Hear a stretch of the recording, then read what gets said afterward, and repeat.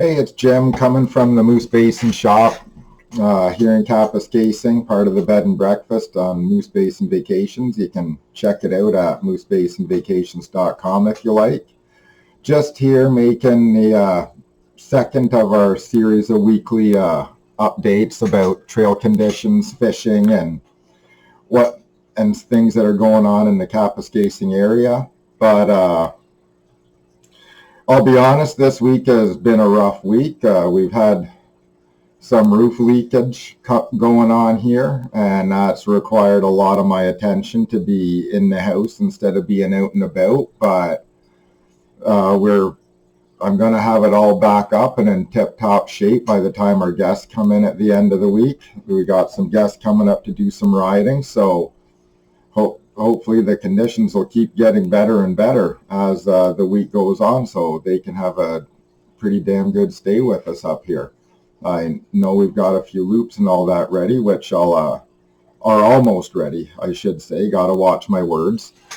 But I'll get into that later. What I want to touch on first is I have seen on 3 different occasions this week someone making a post in some group saying, is this a safe way to travel? And I want to point out on using Google Maps what way people are talking about and why.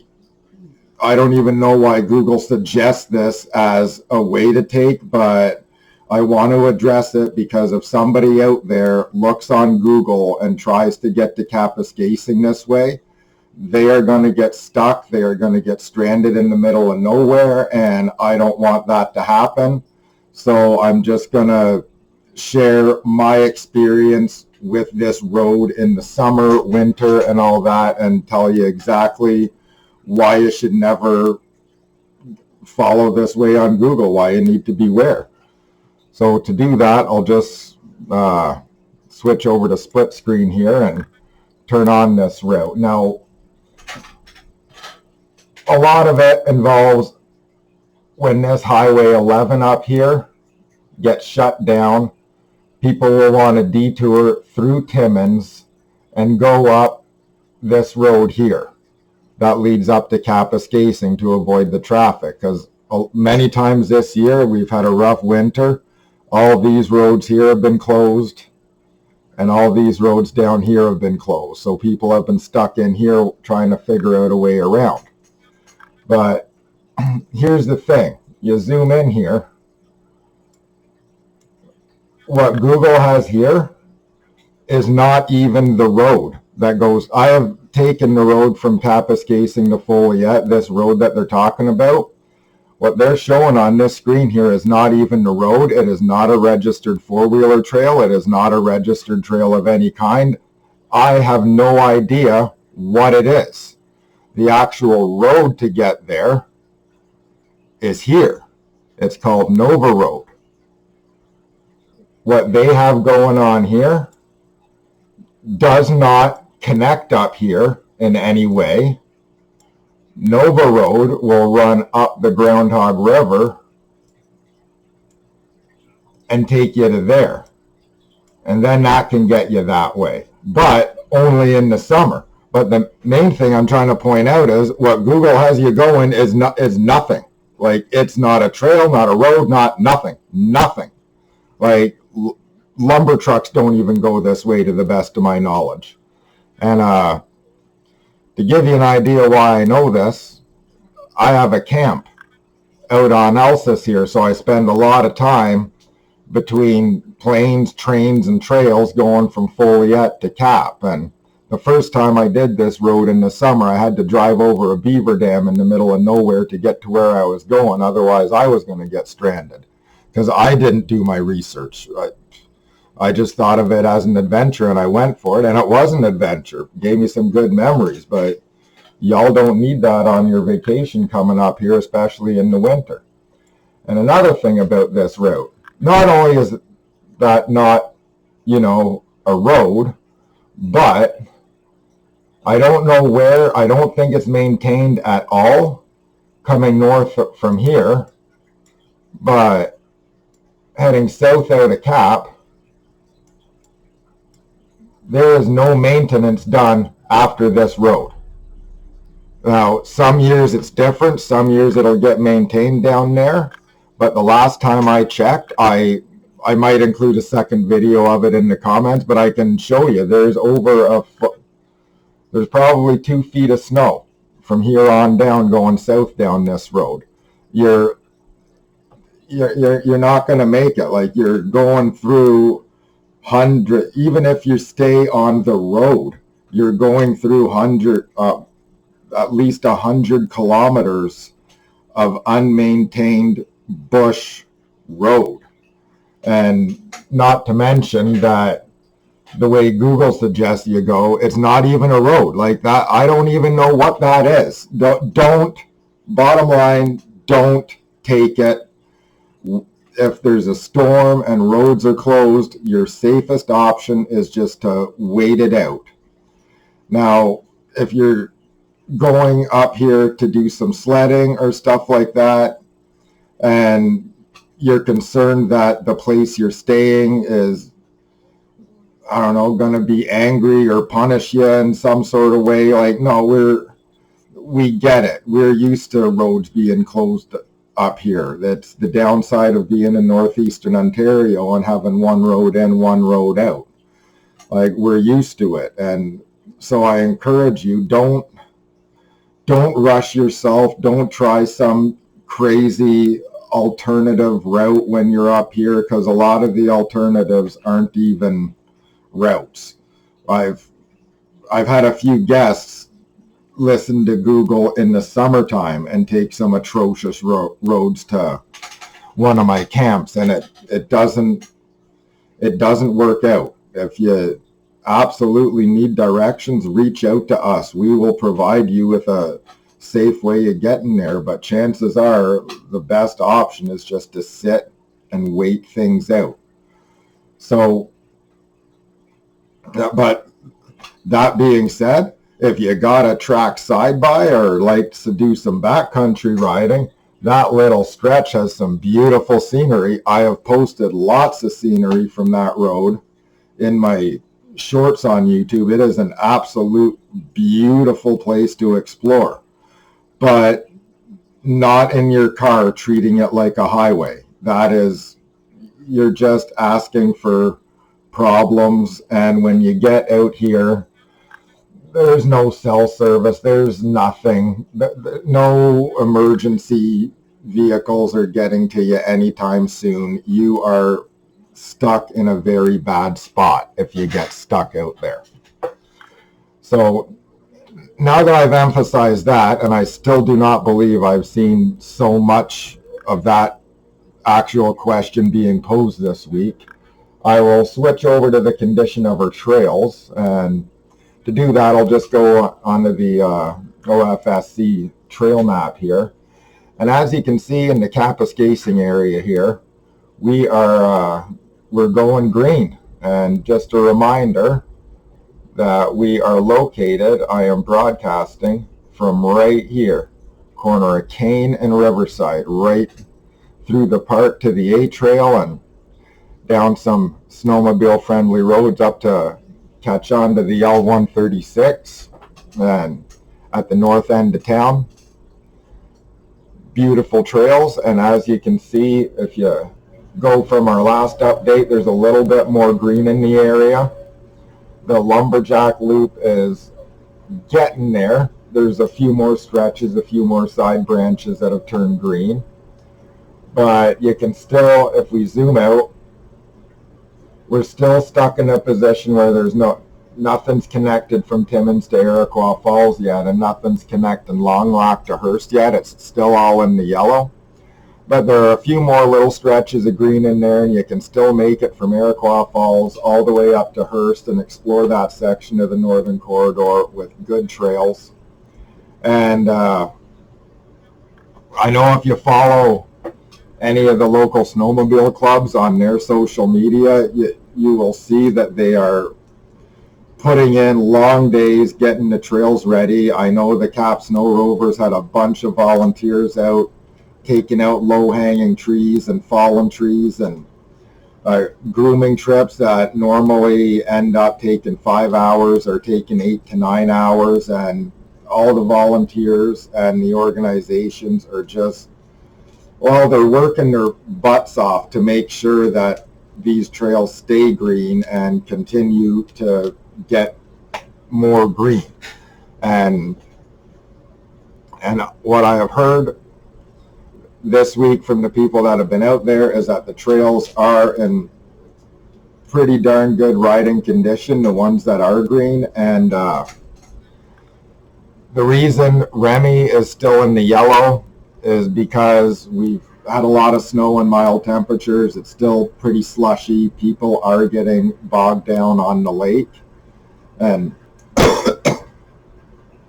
we still have a lot of snow in the backwoods. We're actually getting more snow tonight. They're calling for another somewhere between 4 to 10 centimeters of snow and, well, mixed precipitation. But more than half of it's snow, so hopefully won't hurt anything and won't slush stuff up during this mild spell.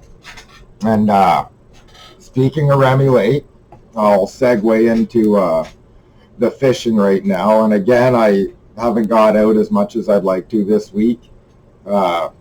Next week is looking busier for me in terms of getting clients out and that, so I'm looking forward to that. Actually, there was a slow week here, so it's actually picked a good week to have the roof and house and maintenance problems happen, because I've had the time to didn't have to cancel anyone or anything like that. I've had the time to actually get things done. But in terms of the fishing up here, I have